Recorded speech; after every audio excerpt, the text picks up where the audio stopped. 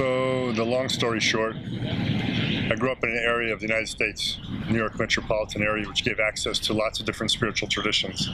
Lucky enough to start yoga at about 7 years old. That made a huge impact on me. From there, I was into martial arts and so on. I was able to get into Kriya Yoga before I actually had any signs of adulthood, right? So we have a special teaching I was to learn much later that says, if you start Kriya Yoga, Hatha Yoga, and get fruit of it before that age, your body's sort of different from there on, and your mind is sort of different. You have a little different access to essence and so on. So it made me a little bit of a weird kid, I would have to say, but it was okay for me. I still had friends that did fairly normal things. But I continued training, and eventually this led me into health sciences. I wanted to have some kind of good degree, professional degree, so I could launch into Asia, find teachers and go deeper. It was a burning desire since I was really young, you know. And even I tried to be a priest in a Catholic church when I was younger, but it didn't work, obviously. So I headed off to Australia and Asia to find gurus, lamas, Dao, teachers of Taoism, etc. And I ended up in Australia right after university, after I got my doctorate degree in health science. And then through twists and turns was led to meet a tantric practitioner, tantric yoga practitioner. And he took me under his wing, and we had a fantastic relationship for about a year until I realized his teacher was my teacher. And that set up me wanting to go to India and wanting to learn from this master directly, only to find out that he was just about to go into retreat. So I quickly wrote a letter because I couldn't get it together fast enough to get there. And he wrote back and initiated me via the mail. And with the instruction from this disciple of his, I went into an 18-month retreat at that point. Now, I'd done retreats before with the other teachings I'd had, because I had many teachers before that, but I never had a guru. And that was definitely my Satguru. There was a big moment that told me that, and it's been true ever since. So I did that retreat, and then from then on, I kept training. About 11 years later, I got an initiation as a lineage holder of that system. It's basically the oral and practice tradition of Kashmir Shaivism. It's not the textbook tradition. It's not that the textbook tradition is against it.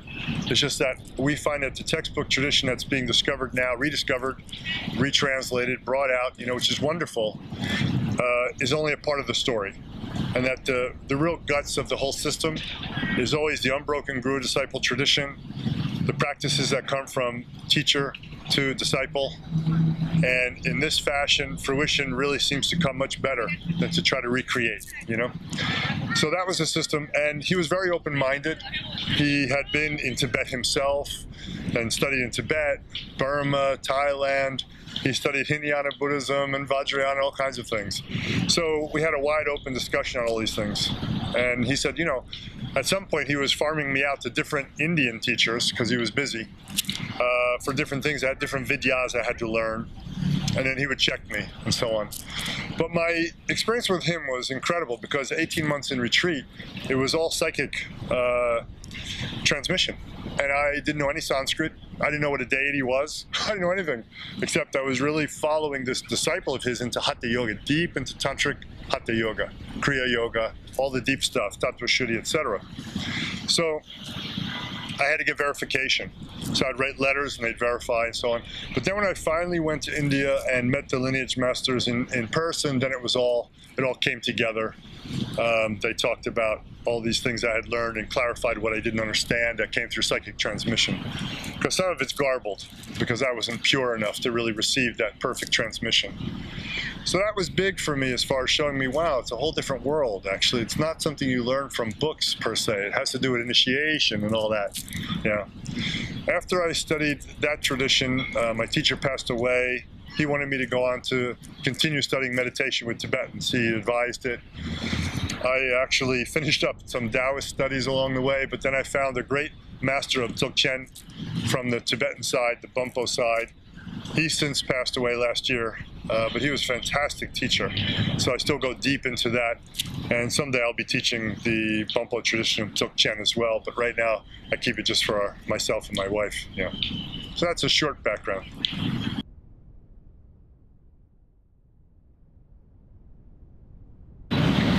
So I noticed that on many chat groups that I see now, discussing Shaivism, Dzogchen, things like that, It's a big question about whether we need a teacher or not.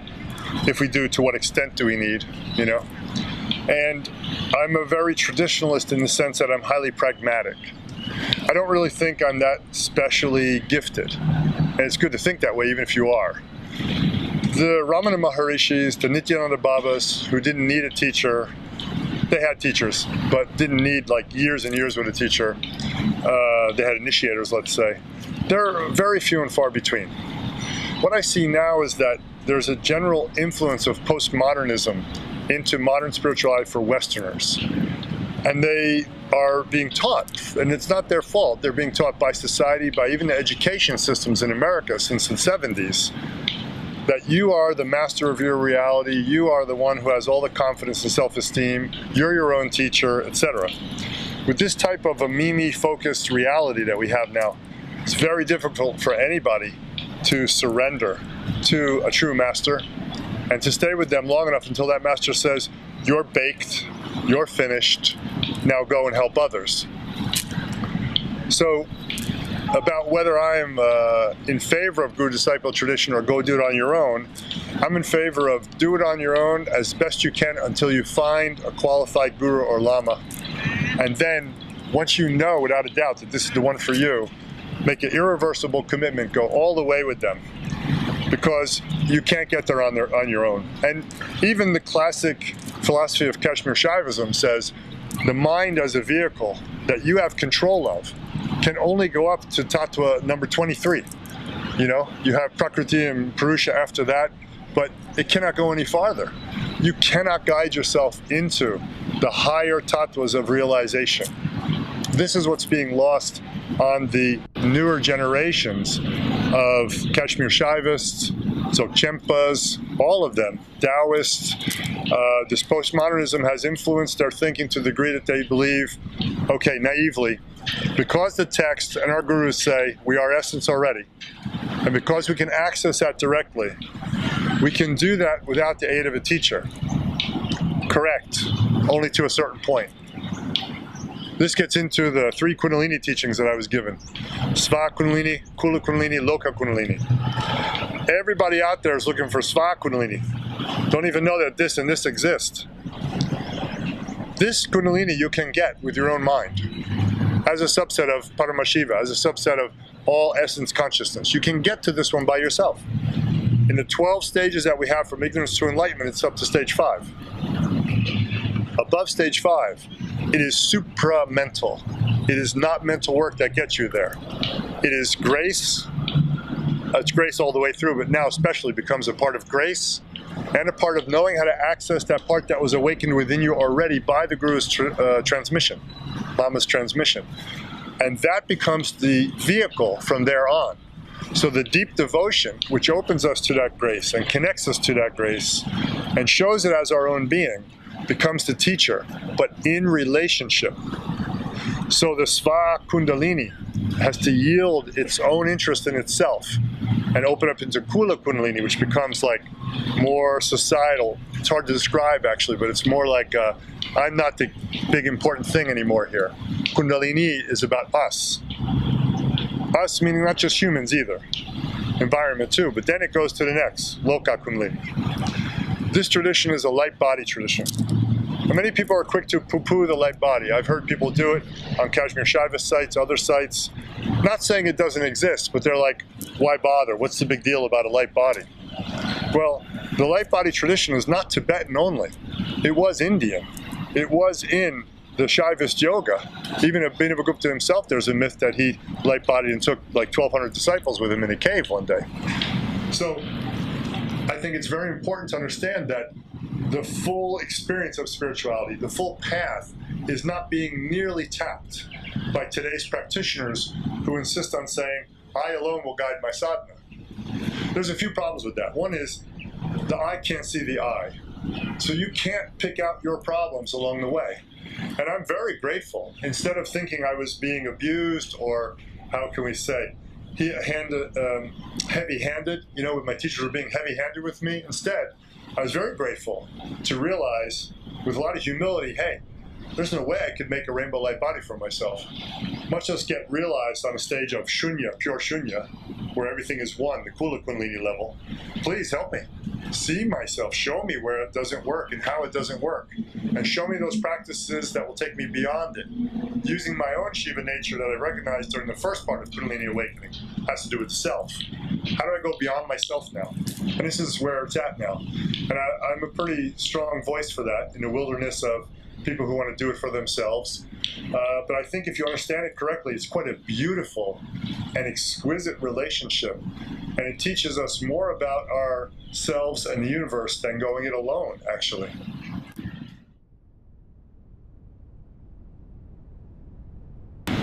Tantric Yoga really is, at the beginning stages, Sva Kundalini, Self Kundalini, the path of emotions.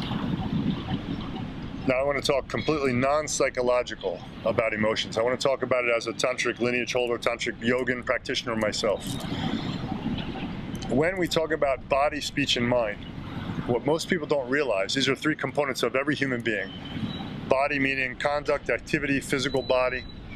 Speech meaning what you say, but more importantly, the energy of intention behind it, the energy you hold behind it and transmit. And by energy here, I can mean everything from subtle, unformed energy to formed energy, right? And mind here really means essence. This is where people get it wrong when they import teachings from Tibet that they were kind of lost in the Shaivist tradition, and then try to make it a one-for-one. Mind, in this sense of body, speech, and mind does not mean your ability to think about things or imagine or so forth. Mind here means essence, really. So when we talk about body, body has the physical body and its conduct, emotions, and thinking. This is all considered body. Speech is something completely different. Of course, now all three are together in a beautiful triangle. And when all three are balanced perfectly, we call this in oral tradition ritual. And that brings you into the center, the bindu point in the center. So you become really present, centered for the first time. Then the possibility of spiritual development occurs from there. For most people, being present is the be-all and end-all, with a few little spiritual experiences had while being present. But for us, it's the foundation, then you go. So how is the body and emotion, how are the body and emotions brought into our path? The body is extremely important to cultivate in the path, because without it, we have no way for essence to show up in the world. It's great to say we're all essence, great to say we're all enlightened. It's true, but that's all impeded by our karmas. And one of the biggest karmas is the karma of the body, you know? And it's a real karma. So when we work the body with our yoga, which is not a postural-based yoga, but an energetic-based yoga, we're working the body to realize its capacity for innate, seamless unity with the universe. And that's accomplished also through understanding your emotion and thoughts. So a lot of ways the body is referred to is as the thinking body. In other words, our bodies, all of us, and scientifically we know this, are produced by our thinking. Your thinking, your consciousness, everyday consciousness, right, produces signal chemicals based on positive or negative thoughts. An environment, chemical environment is produced where these signal chemicals come out to convey positive or negative experience to the epigenome, which controls your genes. And then you live long and you're disease-free, or you live short and you die quick, you know, or somewhere in the middle. But basically we have to understand this connection between thinking and the body is a one-to-one. There's only a time lag in our dimension because of karma. Same way with emotion. Every thought in Tantra is on one side, flip it over, it's emotion. Because we're not bereft of the range of motion the way Western psychology is. In Tantra, emotions are 64 in number. 8 times 8, there's so many. And they cover the full range of human experience. Basically in Tantra, if we're not emoting in this moment, we're not alive. And when I say that, many people hear it as, oh, emotional reactivity, or strong emotions based on conditioning, reactions, and karma, self-image preservation. No, not that. A subtle state. From the base, we always have a rising of an energy experience, the energy of our living presence. If it's without emotion, there's something wrong with it, in our view. There are paths like Vedanta in its purest form, not how it's changing, but Vedanta, Advaita Vedanta, and Hinayana Theravada Buddhism, which would say that basically all emotions are some kind of obscuration. And we don't buy that, because if you're able to suppress all those emotions, what are you left with? You're suppressing your thought as well, and you're actually holding your body kind of prisoner. And of course, those traditions don't have light body. So I always go back to this understanding of the light body, because it shows the connection between the body, the emotion, the thought, and then the more subtle energies, which people confuse with emotion. Interestingly enough, someone was just doing a read of a major Sanskrit text on practice from our tradition that a woman is said to have written, 112 methods of meditation. And somebody was saying that, yeah, your central channel conducts your emotions, it conducts your sexual desires and all that kind of thing. And from our lineage perspective, that's completely a misunderstanding, completely. So for a translator to put that out about that means now everyone who hears that thinks, when I have emotion, when I have sexual excitation, I'm experiencing Shiva. You know, yes, but not quite right. Not really, because the understanding is that Shiva, or nature of mind, whatever you want to call it, whether you're a Dzogchen or a Shaivite, same thing, it's a mirror, in a simple understanding. It's a mirror, and there's a reflection in the mirror. The reflection doesn't alter the mirror, but without the mirror, there could be no reflection. The capacity to reflect remains within the mirror. That's an energy and a capacity of the mirror. The reflection itself is also an energy expression of the mirror, our essence, our consciousness. But we as individuals steal our unity from the universe and think that we're an individual object. Anavamala, right? And when we do that, we think that the reflection is real, is objective, is separate, independent, and so forth. When we do that, we start to own those emotions, that energy that was subtle and was formless, right? Coming in and out of form all the time, Parashakti, becomes gross. And then it's emotion, sexual desire, whatever, the reactions. Conditioned, right? It's attention on the original, right? So, in this way of understanding, many people confuse the teaching that all is Shiva and that all energy is Shakti, and think that the emotional Shakti or the sexual desire Shakti for object is the same, exactly, as the unformed essence, insubstantial Paramashiva and Paramashakti. It's not true. They're very, very different. One is conditioned, one is not. Could that conditioned energy exist without the mirror, without the base? No, of course not. There's only one. But from the contrived world of the dreamer, who's limited, as that limited being, experiencing that energy and saying, this is Shiva, this is Shakti, they're mistaken. And this is where Tantra goes wrong. Mostly Indian Tantra goes wrong. Tibetans have their head around this. They've kept quality control long enough, very rigid adherence to view teachings. But in the Indian Tantric world, it's been disconnected for so long from reality, from the real practitioners, and practitioners up in the mountains, that when it reached the West didn't have this subtlety and sophistication of understanding of this basic concept. This is something I really want to share with the world, because this person who was talking about the central channel being the conduit for all these things was absolutely wrong. If I mistake my base emotions, because I'm an individual who's still objectified, right? And I objectify, I'm not enlightened. If I mistake those base emotions and those base experience of sexual desire, etc., with spontaneously arising states of virtue. So in English, I'm really clear to call them virtues, not emotion, when it's spontaneously arising from the mirror, in the mirror, never separate from the mirror, right? Okay? If I'm thinking that these emotions and sexual energies arising in my central channel are virtues, I'm mistaken. And I've pretty much destroyed my spiritual path. It won't go any farther. Do all your practices with that view, and you will not get realization. And this is what people think. Well, if I just jam the practice, I'll get realization. I can go beyond all limitation.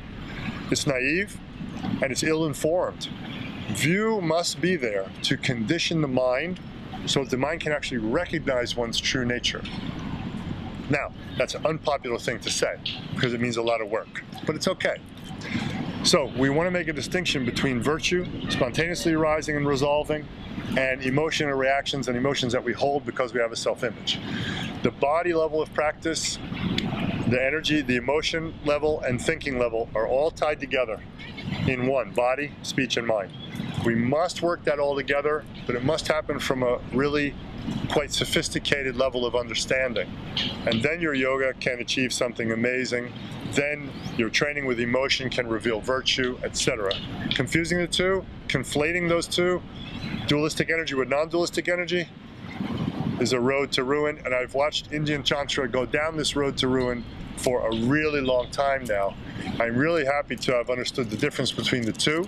That was teachings from my Indian teacher, very different than what you read about online or read books about.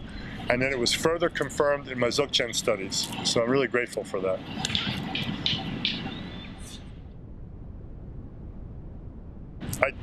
I think it's really, really important, and something that's been missing for a really long time, to understand that the whole human being has to move with the path. The yoga movement from postural yoga was a good attempt, but because it doesn't link up with deeper non-dual tantra or Dzogchen, it can't truly give the result, and I think kind of steers you away from it in a certain sense, making you more of an individual, a powerful person. So we brought out Trika method in a way that would give a balance to people and create the foundation that's really needed in physical health, in emotional health, in classical mind training, and basic spiritual teachings, so that a person would have a well-rounded foundation. Because what I saw over the years was people very sincere, very intent on going spiritual, and then not having the pure physical vitality, the strength to actually go through the practices, because though we say discovering your true nature and abiding in it takes natural ease and not effort, it takes a hell of a lot of effort first to get to the natural ease, and the abiding with it. That was a Mahasiddha just ran by. So that's why we thought, okay, these people are getting sick, not enough energy to maintain the practice. And here's the thing. If you're really a tantrika, the energy that you cultivate, that you use to launch you into space is physical vitality. It's mental power. It's willpower. It's all these things you have to develop that are really kind of passé now or too masculinized. And unfortunately, people even in the traditions try to say, no, we're following the tradition of, you know, the easeful path. There was something discovered called krama. You know, and that means you don't have to work really hard. That's not really the truth at all. It's kind of a real mistake. How it was explained to me, and how I'd like to share right now as our final point maybe, is that a rocket ship blasts off. It has 3 stages mostly. That first stage is loaded with energy, loaded with power. It's firing out. It gets you out of gravity. Gravity is strong at holding you back. As soon as you leave that big gravity, your upper atmosphere drops away. It burns up. In fact, it disappears. Don't need it anymore. Just like our hard efforts that are needed in the beginning. So we don't know when that first stage of the rocket is burned off, or we still need to shoot farther and get farther out of gravity. Then the second stage comes, and then finally you're up there with retro rockets out in space. Little adjustments, right? That's natural. Should go like that. Problem is, like I said, people are not spending a long enough time on foundation, so we wanted to really give them the physical vitality they need by understanding health, fitness. Yoga's not fitness. Fitness is fitness. In the ancient days, the people who came to practice these systems in Tantric Yoga were farmers and warriors. That's who they were. Both very fit people, very good diets, clear and practical minded, right? That's not what we have today. You don't have to be a martial artist, you don't have to be a bodybuilder, but you got to be fit. The human body needs to be fit. You need that physical vitality to bring that into the practice, to give emotional clarity even. Just through regulating your hormones, you'll have emotional clarity. People want to meditate. I'm emotional, unclear, I want to meditate. Try a workout. You can get that later, right? So it's like this. So this is the very important foundation laid through physical vitality and health both, through emotional understanding, how to work with your emotions, how to work with your mind as well. And that's why we put Trika Method together that way. And I always advise people, go to the website, do the body journey, do the mind journey, do the spirit journey, go to the Mahasiddha forum, go into the spiritual stuff, then show up at a training. because then you'll have a better view, a better training and understanding and orientation and philosophy of true non-dual Kashmir Shaivist yoga practice, and actually of Dzogchen and everything else. And that's why I call it the Mahasiddha tradition now, because it really is time we go beyond even the sectarianism, and we're going to just have just one understanding. There's one human being, there's one body, speech, and mind, there's one reality of light body, one reality of enlightenment, and that's all we need. We have to understand that, and all these ways are very useful. We don't mix them, but they all get to the same place. So we need that foundation.